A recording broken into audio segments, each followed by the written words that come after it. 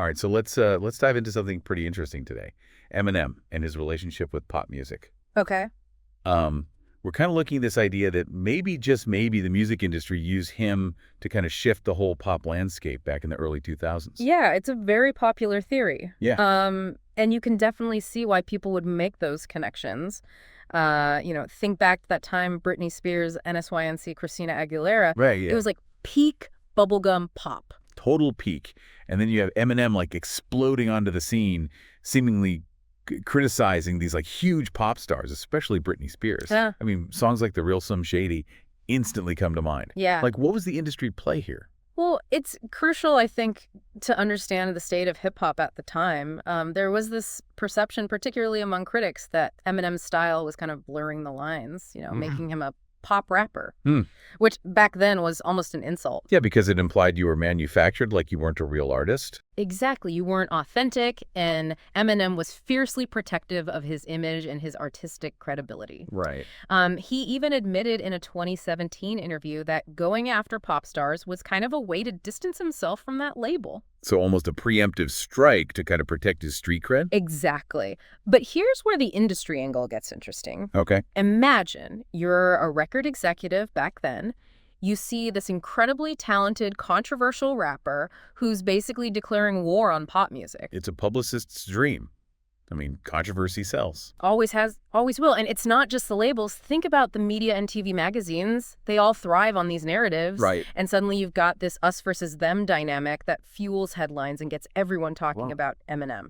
Okay, but let's not forget the music itself. I mean, Eminem wasn't just talking. His songs were genuinely good. Oh, absolutely. His talent is undeniable. Yeah. But the point is, the industry could amplify what was already there. His criticism of pop stars, even if it was motivated by artistic integrity, it fed into a narrative that they could exploit. And let's be real, it worked brilliantly. Yeah. I mean, he became a global phenomenon, arguably even bigger than the pop stars he was criticizing. Right. And then a few years down the line, what happens? He starts collaborating with those very same pop stars, Rihanna, Pink, Beyonce, all massive hits. Yeah, which some might see as evidence that the whole anti-pop thing was a calculated move all along. It's certainly tempting to connect those dots, but we have to be careful not to oversimplify artistic evolution as real.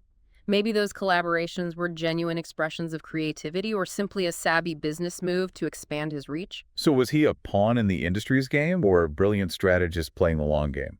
That's the million-dollar question. Yeah. And to answer it, we need to look closely at how Eminem's rise specifically impacted certain artists, particularly Britney Spears. Yeah, she was arguably the biggest target of his early criticism, and her career took a very public downturn not long after. Exactly. Let's dig into that. So welcome back Before the Music. We were talking about that intriguing theory that Eminem's rise and his criticism of pop stars could have been part of a larger industry strategy to shift the whole pop landscape. And now we're like zooming in on Britney Spears. Right. Arguably the biggest pop star of that era and someone who was like frequently targeted by Eminem's lyrics. Right. And her story is particularly interesting because her very public struggles coincided with this like shift in the music industry. It's tempting to see a connection there. Totally. I mean, in Marshall Mathers, he literally calls her garbage and mocks her singing. There's even a line where he references the price of her album. Right. And basically demands his money back. It was harsh, very public criticism. Yeah. And it wasn't just her talent he was attacking, it was her image. Right. The epitome of the bubblegum pop princess. And remember, this was at the height of her fame. Yeah. She was selling out stadiums worldwide. Exactly. It wasn't like she was fading into obscurity. No. Which is why it's so interesting to think about who benefits from this narrative. Right. It wasn't just Eminem gaining notoriety. It was also perhaps inadvertently contributing to a sense that the pop princess era was over. Yeah, that it was shallow manufactured and maybe even a bit childish. Exactly. And it's worth noting that Eminem was benefiting from the very system he was criticizing. Mm-hmm. He was being marketed as this anti-pop rebel, but his music was simultaneously becoming incredibly popular. The classic case of having your cake and eating it too. Right. But the industry could only do that because his music was good. Right. Like he was undeniably talented. Of course, talent was the foundation. Yeah. But the way his image was crafted, the way the media framed his feud with pop stars, particularly Britney, that's where the industry machine kicks in. And it's fascinating that even after all that Britney has spoken positively about Eminem's music, even calling him a genius. Which speaks to the complexity of their relationship. Right. Perhaps she saw through the persona, recognized his talent despite the public barbs. It reminds us that these narratives, these feuds, are often manufactured to a certain degree. Right, and it's crucial to consider the gender dynamics at play here. Okay. You have this male rapper, already seen as more authentic in hip-hop culture, taking aim at a young female pop star who is very much the symbol of everything he was supposedly rebelling against. And the media, as you said, ate it up. Exactly. It fit perfectly into this narrative of the bad boy tearing down the pop princess. Right. And is it worth asking, like, was that narrative ultimately harmful? Did it contribute to a more hostile environment for female pop stars? It's impossible to say for sure, but it's certainly a valid question. Yeah. It is. And to fully grasp the impact of this shift, we need to zoom out and look at the broader music landscape. Okay. Did Eminem single-handedly destroy the pop princess era? Probably not. Right. But his rise certainly coincided with a change in taste, a move away from that sound and aesthetic. It was like the tide was already turning and he just happened to be the biggest wave Yeah. in the industry ever. The opportunist rode that wave all the way to the bank. Precisely. But here's where it gets really interesting. If the goal was to dismantle the pop princess era and replace it with something edgier, something more real, Yeah. then why a few years later does Eminem start collaborating with those very same pop stars? It's almost like they needed him to clear the way, and then once the landscape had shifted, Right. they brought the pop stars back in this time on his terms. It's a fascinating theory. Isn't it almost like they were using his street cred to make pop palatable again, but now with this added layer of grit and authenticity? And those collaborations were huge. I mean, Love the Way You Lie with Rihanna, Need Me, Yeah. with Pink. Huge. These weren't just niche hits, they were global smashes. Which raises the question, was it all part of the plan? Right. Did the industry orchestrate Eminem's rise, use him to dismantle one era of pop, and then strategically partner him with top pop stars to create a new, even more profitable era? It's a conspiracy theory worthy of a deep dive all its own. So we've been going really deep on this idea Yeah. that Eminem's career, specifically his relationship with pop music, might have been way more orchestrated than it seemed like on the surface.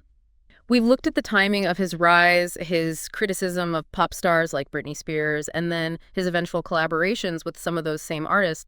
It's a compelling narrative, and I'm curious what you, the listener, are thinking. Right. Did any of this resonate with you?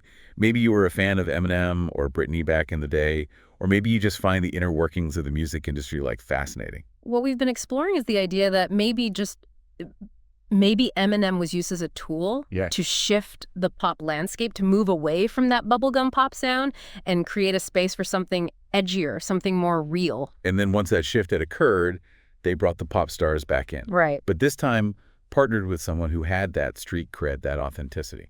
It's a fascinating theory, and it raises so many questions. Was it all part of a master plan, or was it just a series of coincidences? A case of the industry being incredibly savvy at recognizing and capitalizing on an existing trend? It's almost impossible to know for sure. But the fact that we're even having this conversation, that we can see how the pieces might fit together, is pretty telling in itself. It speaks to the power the industry has to shape narratives, to create stars, and to influence our tastes. We often think of musicians as these independent artists expressing themselves freely. Right. But the reality is much more complex. There's a whole machinery behind the scenes, a system of labels, marketing teams, media outlets, all working together to create the music we consume. And understanding that system, understanding the forces at play is crucial if we want to be informed listeners, informed consumers of music. So the next time you hear a song on the radio or see an artist's image plastered across a billboard, take a moment to think about the story behind it. Who's pulling the strings? What narratives are being pushed? And maybe, just maybe, you'll start to see the music industry in a whole new light. And on that note, we're going to wrap up this deep dive. We appreciate your support. And as always, check out our merch. We always have some new designs cooking.